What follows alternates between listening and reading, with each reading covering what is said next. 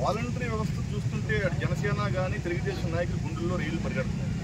ఎందుకంటే ప్రతి ఒక్కరు కూడా చేరువుగా ప్రతి గడప దగ్గరికి టైం టేబుల్ ప్రకారంగా ప్రతి నెల కూడా ప్రతి కార్యక్రమాన్ని ఇంటింటికి వెళ్ళి వాళ్ళు అందిస్తారు. కాబట్టి అది చూసి వాళ్ళు తప్పుకోలేని పరిస్థితుల్లో రకరకాలైనటువంటి అపవాదులు వేసి నిందలు వేసి దూషణలు చేసి వాళ్ళ పవన్ కళ్యాణ్ గారు కానీ చంద్రబాబు నాయుడు గారు మాట్లాడుతున్నారు.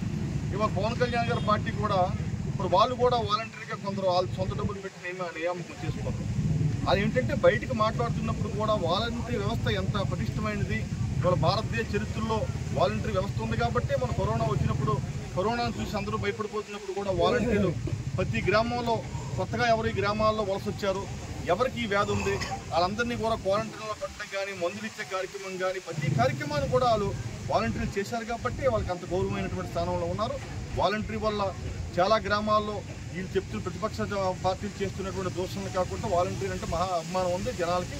వాళ్ళు చూస్తే చాలా బ్రహ్మాండం. జగన్మోహన్ రెడ్డి సైనికులు ప్రతి కార్యక్రమం వివక్ష లేకుండా లంచాలు లేకుండా కులాలు మతాలు పార్టీలు చూడకుండా చక్కని సర్వీస్ చేస్తున్నటువంటి విశ్వాసం అయితే జనాల్లో ఉంది. Thank you sir. Thank you.